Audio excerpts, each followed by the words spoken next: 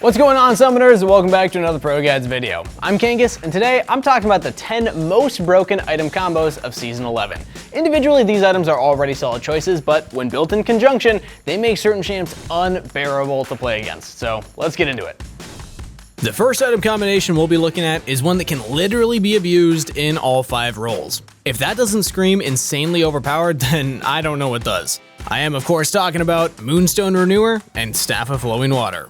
Once you pick up this pair of items, the constant flow of heals and buff from Staff gives an overwhelming advantage to your team in 5v5s, if of course the opposing team doesn't also have a champ building it. The 2-item core is so cheap that it's easily obtainable by supports by the time you reach the mid game, but it's even stronger when you build it on a solo laner or bot lane carry, since all that farm means more money, and more money means you get those 2 items even quicker, and can get to the other parts of the build like Ardent Censer even faster as a result. Because of this, there's been a resurgence of champs like Karma and Lulu coming back as solo laners, as well as Seraphine mid and even bot lane carry growing in popularity. Even Ivern is considered OP, being played in top lane pro play in the LEC. With how easy enchanters are to execute and how much utility this build gives, there's no reason to not abuse them while you can. Moonstaff may be broken as a pair, but even on their own, the items are pretty nice. Moonstone gives single target supports like Lulu a way of helping out the entire team, while Staff of Flowing Water gives enchanters an option when the carry that they want to buff is a mage instead of being locked into helping auto attackers with Ardent. As a support player myself, I play enchanters a lot and I love that flexibility. So that brings us to today's question of the day. What is your all-time favorite item? Whether it's been removed, reworked, was part of a featured game mode, or is still in the game, I want to know what your answer is. For me, it was Banner of Command just because I remember cheesing my way through Silver back in 2016 with that, and no one in Silver knew how to deal with it. Let me know yours in the comments down below. Getting back to the list, we got a couple combinations that are absolutely insane on bruisers. First up, we have the combination of GOREDRINKER and STERAK'S GAGE. STERAK'S GAGE makes you tanky enough to survive the initial damage in a teamfight, allowing you to survive until you make it to the middle of the enemy team, where then you can pop your GOREDRINKER for an insanely fat heal, and just keep rampaging your way through the teamfight. This 2-item core is a bit more popular on champs that prefer to teamfight over the split pushers, and is what makes champs like Olaf and Pantheon so strong right now, even in the mid to late game. After this core is done, you generally opt into something like Black Cleaver, and then more tanky options for added survivability. So even once your damage falls off a bit, you can still survive as a frontliner with plenty of damage threat. Next up, we also have the combination of GOREDRINKER and RAVENOUS HYDRA. This item combo practically goes hand in hand with the last one. In fact, most champions that build HYDRA and GOREDRINKER as their first 2 items usually pick up STERAK'S as their 3rd or 4th. But regardless, since STERAK'S has an emphasis on surviving burst damage and RAVENOUS HYDRA focuses on mass amounts of healing, we thought they deserved 2 separate spots on the list.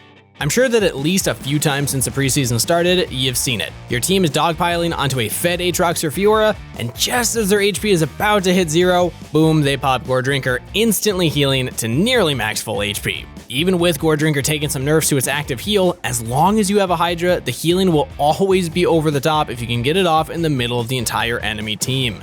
It's also worth noting that starting your build with this 2-item core means you're better at split pushing or fighting smaller skirmishes rather than full 5v5s, since you're still able to be blown up if you're CC'd in a 5v5. Usually the champions that build these 2 items require a bit of mechanical skill to pull off, so if you struggle playing things like Aatrox and Fiora, go check out ProGuides.com and talk to one of our coaches. They're on there 24/7 and can answer any questions that you have, go over VODs with you, and tell you exactly how to play all these fun champs. Go check it out and then come back when you're ready. So the bruiser builds give you high carry potential, if you can get there. But what should you do if you're trying to shut those builds down? Our next combo of items does just that trick to help you not only slow down bruisers' progress, but stomp them in lane and keep them from ever coming back into the game. I'm talking about the tank lane phase trifecta of Plated Steel Caps, Balmy Cinder, and Bramble Vest. For as long as Bramble has been in the game, this relatively cheap combination of 3 components has been the go-to answer for completely destroying bruisers as a tank. You get damage for trading and wave clear, you're super tanky for a pretty low price point, and you even have grievous wounds to help deal with the bruisers that love extended sustain-based trading. The real OP part about this build is that it doesn't just make you a strong laner, because once you upgrade to Thornmail and Sunfire Aegis, you'll be able to duel your lane opponent even into the mid game. A common misconception is that tanks don't have much carry potential, but your teammates will think otherwise when they see Maokai solo killing Jax for a 5th time. Now let's move away from the top laners and focus on some OP magic damage combos, starting with LIANDRY'S Anguish and Demonic Embrace. While not necessarily a common pair of items that many AP champs build, those that do, like Zyra, Swain, and Brand, use them very well. All three champions have huge teamfight potential already, and with them all having constant periodic damage that covers a huge area of effect, they can apply and constantly reapply the item debuffs to pretty much the entire enemy team, resulting in some rapidly melting HP bars against their foes. Since Zyra and Brand are generally played as supports, having so much damage bound to a 2-item core that doesn't rely on AP scaling is huge in enabling them to scale to mid to late game on their lower income support budget. As an added bonus, the items also synergize super well with Morellonomicon, since their constant ticks of damage refresh the Grievous Wounds timer. When you consider how much healing is in the game, and that Riot's recent buff to Grievous Wounds was to simply increase the duration from 2 to 3 seconds, these items making your Grievous Wounds stick to foes for an extra 4 seconds is a pretty big deal.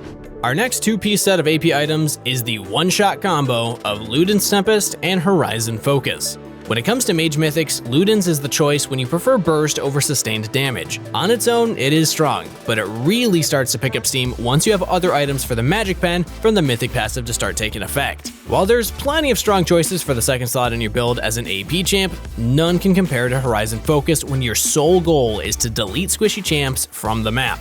The only catch here is that this build is only really OP on burst mages that have hard CC in their kits, like Annie and Syndra. Another champion that can use this build super well is also Ahri. Ahri was performing just above average for most of preseason, but as people realized Ludens and Horizon Focus basically guaranteed exploding your target if you could land a charm, that build became more and more popular. And her win rate with it is much higher than any other 2-item cores that you can build on the champ. And our last AP combo is going to be Night Harvester and Lich Bane.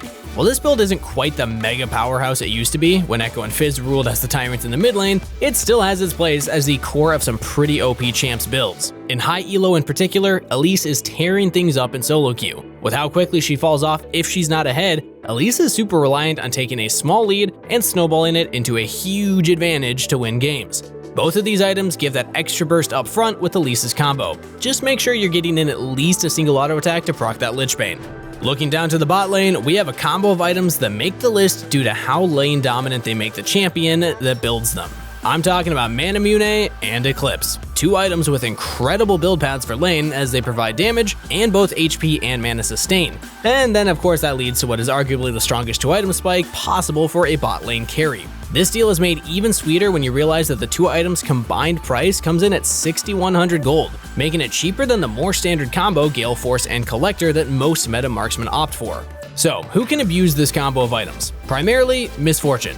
But recently, there's been a huge surge in Senna AD carries building it as well. In Miss Fortune's case, the build helps take her already strong early game and makes it nearly impossible to lose lane, while with Senna, it helps make up for her rather weak laning phase, allowing her to survive her otherwise bumpy early game until she picks up enough souls to become able to carry fights from afar.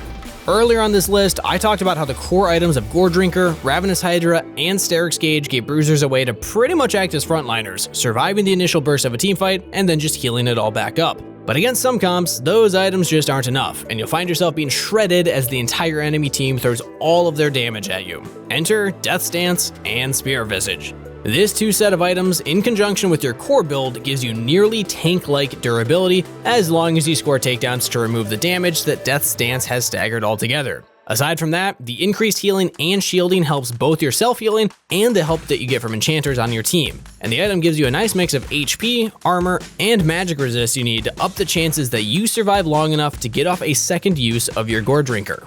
For our last entry, we'll be looking at the combo of items that has turned Darius from an OP top laner with little counterplay when fed to an OP top laner with no counterplay when fed. In previous seasons, when Darius got fed, you could at least do your best to kite him out. Sure, he had Dead Man's Plate, but once he hit you, he lost all of his stacks, and you could easily disengage and get back to kiting. Now, with the addition of STRIDEBREAKER, it's not so easy. In fact, it's pretty much impossible. Deadman's Plate gives him all the movement speed he needs to catch up to you, and once he actually lands the slowing auto, even if you flash away, all he has to do is use Stridebreaker's active again to close the gap, and apply yet another slow, meaning Darius has almost impossible to escape sticking power. By the way, I'm only using Darius in this example because he's the most hated top laner in the game. He's by no means the only champ that can abuse these two items. The item combo works in a pretty similar way on other kiteable champs like Garen and Set, helping them chase down, stick to, and take out vulnerable carries much more easily. Look, I tried to argue that Shurelya's plus Moby's plus Deadman's Plate Teemo should have made the cut, but apparently that's troll and not OP. Maybe I'll just make my own list later. But remember to let us know your favorite item of all time in the comments down below. Like the video, check out our Discord in the description. We got community games, ranked grinds, and even pro play discussion happening all the time, so go make some friends. That's it for today though. Good luck on the Rift, stay hydrated, and I'll see you next time.